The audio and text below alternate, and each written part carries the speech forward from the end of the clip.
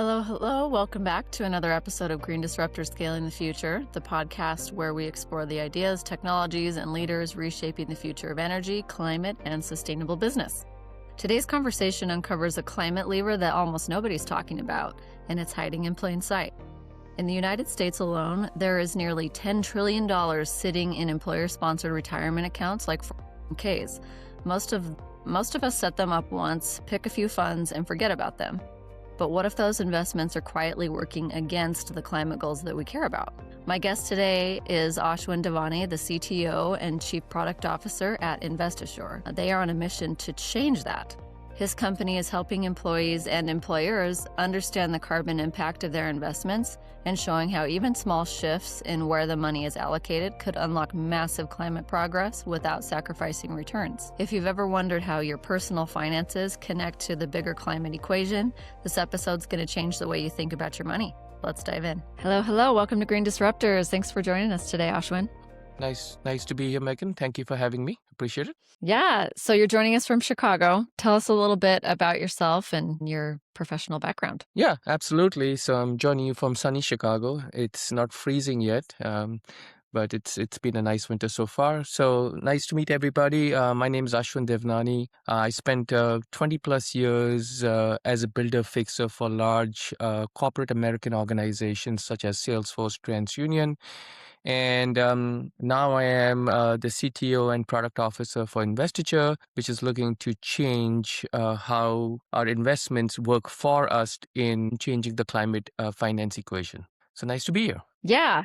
So this is one of those untapped places that has huge potentials for lowering our carbon impacts and everything. Can you kind of tell us the big idea behind the company and the big thing that we're all missing, basically, that's a big opportunity? Yeah, absolutely. And I'll start off with a little bit of personal story, right? I'm a Yeah. dad. I got 3 boys, and I'm in my 50s, and I'm looking at hopefully retiring with a sizable retirement income and a nest egg. And also, I want to make sure that when I retire, that money can help the children, right? So we want to leave something back for our loved ones, right? And right now, our system doesn't work for us. Our system is against us in modern finance in the U.S. alone. We have almost $10 trillion sitting in your company-sponsored, employer-sponsored retirement plans, and that's a lot of money. $10 trillion is huge, Yeah, right?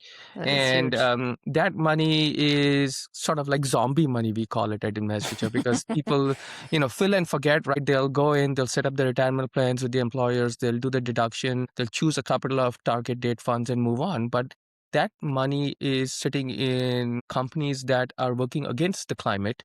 And we want to change that. And that's the premise of Investitures, right? And I joined because Investiture found a way how to flip that switch and how to turn that $10 trillion sort of liability into a climate asset. So we're not saying we need more money. We just need to reallocate that money. And once employers and employees such as yourself and individuals find out, hey, what's my 401k balance and what's my 401k impact, you can't unsee that. And then that flip switches. So I think the biggest problem here is just lack of awareness. Would you agree? Like, people just don't know where their money is and they don't know the climate impacts that it's negatively having. Absolutely. It's that. So we want to create awareness. We want to create that swell of people knowing where their money is, how it's invested, and what the impact is. And then we also want to give them alternate options, right?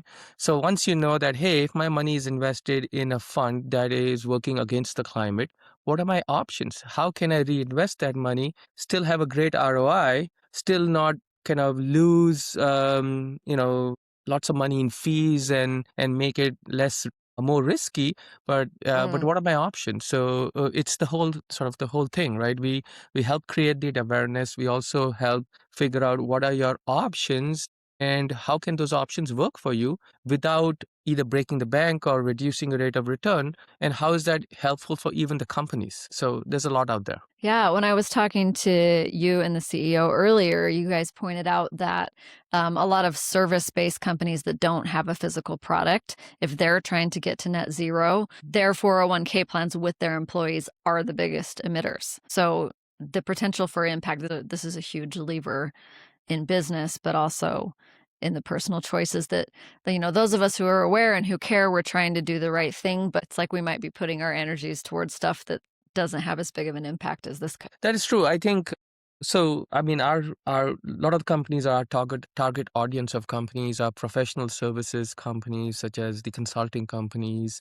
Also, Mhm. we target a lot of schools and universities, right? So schools and universities are typically first movers because they're trying to do a lot of activity to reduce their emissions. So they'll do a lot of work on scope 1 and scope 2, and some of them might even start sort of dipping their feet into scope 3 and doing a few things, but they have large endowments, so they have hundreds of millions or even billions of dollars in endowment money, and Yeah. they also have employees. So a decent sized university could have 10-15,000 employees if they have like 30-40,000 students, or in that range, right? And those employees also have retirement plans, 3B plans, and even those plans are invested in sort of dirty assets. So we are looking at both the professional services companies and even the large education institutions and universities that are very climate forward, and we are creating an awareness for them, and then we're giving them options, and we're teaching them how to transition. Yeah. So what does that look like for you guys as far as your business model goes? Are you a consulting agency yourself? So, a couple of things. We have sort of, I would say, like from a product perspective, we are a consulting company, agency, but we also are a advisory firm in kind of creating that awareness. We also have a product which is a B2B2E. And what that stands for is business to employer. So, or Mm, business to consumer. So we will go talk to your employer and create that awareness. Go talk to the HR department, go talk to the head of benefits, go talk to your chief investment officer at your company that is managing your 401k or a 4B. Those people have a fiduciary responsibility. They're supposed to do what's right, both right. for your money and for the company as an employee. And then we also want to give the employee the awareness, right? So change does not happen only with the employer. It also Mm, happens at the employee level. Say you're a large professional services company with, a couple of thousand employees. A lot of these employees are very sort of forward thinking, very progressive, and have their investments in on a personal trust. Like myself, I drive an EV. I live in an energy efficient home. I do community solar. I do a lot of things, right? So I think I'm doing a lot personally, and that's what a lot of these employees think. But that is just the tip of the iceberg, right? That's a yeah. small amount, and that from an employee perspective, that's all they think they can do. But they don't realize the biggest power they have is their investment and their retirement plans. And if we give the employees the ability to log into a website, or we have a financial emissions calculator, log in Mm, there yeah. in their financial wellness sort of tool, they can see their impact. So Megan can see, hey, these are my funds and this is my impact in terms of carbon impact, in terms of the investments I make. So we enable that too. Yeah, I could see that business can easily get stuck in the business as usual. And so Mhm. if everything's running the way they're used to it running, what's the motivation to change? But if you have the people that make your business actually work and run, giving you a little push, I can see that working both ways. Yeah, absolutely. Like again, I bring it back to my personal story, right? I got 3 children. I do lots of things. Mhm. As Same. parents, we do a lot with our children, and we try to leave a world in a better place than them. But if our biggest asset pool is working against that, and whatever small things we do is not going to move the needle, right? So we want to not only create that awareness, so we have to educate, and we have to then also help them make that transition. And employers and employees both want to do that. But if the Yeah. employees have the power and they say that, hey, company X, give me better options. So we're talking to a large global technology company, and we're not talking to the company sort of leadership, but we are talking to various employee resource groups in that company, which are saying that, hey, we got billions of dollars in our okay, give me better options. You Yeah. have given me very mediocre options. And what are those better options? So one of the services we also provide is we curate existing investment sleeves, investment choices that are better than what are currently available. And we are not compromising either on the ROI, or we are compromising on any other high sort of fees or something like that. We just, again, we are moving the money from bucket A to bucket B, and Yeah. bucket B is a better bucket. That's it. I like I like the simple way of laying that out. How much pushback do you get? Like, how nervous are people about making the change, or are they pretty willing if they see the choices laid out in front of them? I think, again, we have been here for about a year plus, right? So we've been here a year plus. Our product has evolved, our sort of strategies evolved, and we have talked to a lot of companies and we have a few clients, right? I think most people are initially just shocked because they don't even Mm, know, right? Even yeah. people from the environment space and the green space are shocked. So just this week, we spoke to a gentleman who works for a large sort of environment forward thinking company and is actually very active in the space, and the company is super active in the space, and they have a couple of hundred employees, and they got over $150 million in their 401k, the employees have, right? And they Hmm. thought they're doing a good job, but they were not even aware of the funds that they have and the impact of the funds and the pollution impact those funds have in terms of carbon emission. And they were like, oh my god, we didn't even know, right? So there are That's people. just so, Yeah, it's bizarre, yeah. right? I mean, they're doing all these things and they're advising other companies on how to do that, and they're helping with legislation and all that fun stuff, which is all really progressive and really great. But they were not aware. So first reaction is usually shock, and then it all depends on the personality and how it's framed, right? Either you could look at this as, oh my god, this is a great opportunity for me as an employee and somebody as a leader in a company to do something positive, or this is something that is not needed legally and not required, so I'm just not going to do anything about it Mm, and just work on that. So some people are like, okay, this is not needed, what's my ROI, right? And that right. becomes the big question, what's the ROI? And there's some significant research done by large companies such as Boston Consulting Group, which have said that when you invest in green companies, there's a better ROI. So, we can put that in the show notes comment, some of the research, but there is significant ROI to do this both from an employer and employee perspective and also from the environment perspective. Yeah, absolutely. So let's shift gears a little bit and talk about Investiture as a business. You're doing something that's obviously needs to be done, can have a big impact, but you are having to talk to a lot of enterprise sized businesses. What Mhm. have some of the growth challenges been as you try to get these solutions out in front of the right people? I think a couple of challenges and some things we are working through is number one is we are still a startup. So when we Hmm. go talk to a company that has got billions of dollars in a retirement fund and got like 30, 40, 50,000 employees, they look at us and they're saying, you're just too small. Why should I talk to you? Why shouldn't I Yeah. talk to Fidelity or talk to Empower or talk to Morgan Stanley or whatever, right? And they typically have their own sort of list of advisors in the investment Hmm. space that they do talk to. So I think our biggest challenge is our size. We have the credibility, we have the right team, we have the people with the right experience, but it's just a size and we are a startup, right? So we are a disruptor. So that's number one. Number two is we are small. So we go in, that's the biggest challenge. Number two is when we go in and bring a financial emission calculator and show them the math, they always question it, right? Because they're like, oh, Like, why didn't where I do think? these numbers Yeah, come where from? where do these numbers come from? Where did I think Yeah. about this, right? So there's a lot of like, which is great because, we are using pretty large, both public and private sources of data to get those numbers. And we are Hmm. using financial industry standard data providers to get the raw data. Then obviously we have our own algorithms and our own sort of modeling to do. And then we come out there. So we share that. And then it's that click switch, right? So number one is we are small, we are startup. Number two is, hey, is this number right? Because I didn't know that this K investment that my company does and my employees do has such a big impact versus everything else will do, because a lot of these professional services company will do a lot of very forward activities in reducing the carbon footprint, right? They will Yeah. have offices in LEED buildings. They will have sort of zero waste, policies. They will have a lot of net zero compliance activities, and the employees are themselves personally are also working towards Aligned with that. reducing their footprint, and they align towards that. But they Hmm. didn't realize that, oh my God, again, here's my investment account and here's my retirement account, and what the balance is and what's the impact of that. Yeah. So, as I guess with those challenges, at the center of what's going on. What are some of the 2026 goals you guys have, or Right. what's in the works? Yeah. I mean, this is a great question.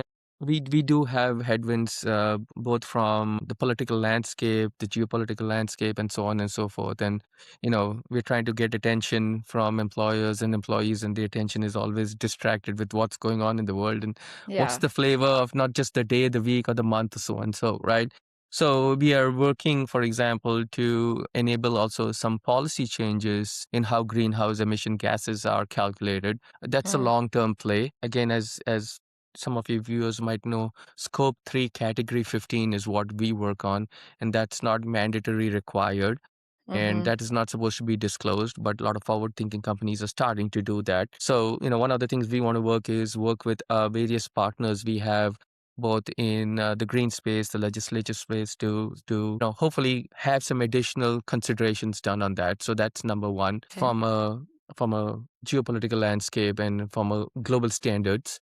We also are looking to enhance our own product. So we are talking to a lot of companies, and we are recently partnered with a large technology company to bring a whole financial wellness, holistic wellness product to the market where employees can sign in and they are educated on how to do better financial wellness for themselves with a sustainable angle. And then in Mm, that, we also have our personal calculator. So say Megan logs in and she's looking at, hey, how can I do better investments and still do right for the planet? How can I leave behind, a legacy and things like that? But let me check on my current impact. And then you can just log in and we'll pull in your money from your 401k, whichever one it is. We have technology that can pull it in, and then you can know that, hey, here's my impact, and then you can model it and say, here's my future impact going to be. How am I going to reduce that, and what are my options? So we want to really enable the consumer to have the power to change, and then they can go back to their employers,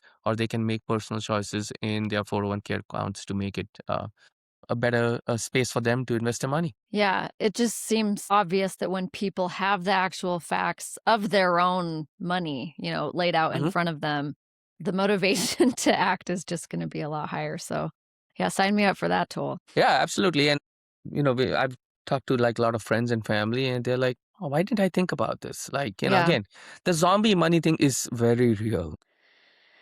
That's a perfect way. Yeah, and I almost don't fault us. Like, we're thinking about a million different things. So we need companies like this to come in and be like, here's the easiest way for you to face this and to be able to make decisions quickly and easily so that you still don't have to spend an extra 30 hours a year managing it, but you just have more consciousness and more choice around where it's going. Yeah, and absolutely. I think we want to make it seamless. We want Hmm. to educate, we want to make it seamless. Also, we want to give right choices, right? So people don't Hmm. feel like, they're trying, again, there's a lot of misconceptions about investing in companies that are better for the environment. So we have a lot of Yeah. data that proves against that, but also gives value to what kind of choices we have, what are the options we have. And again, there's also other good news is, our current 401ks, you can invest your 401k money outside the typical fund market right now, right?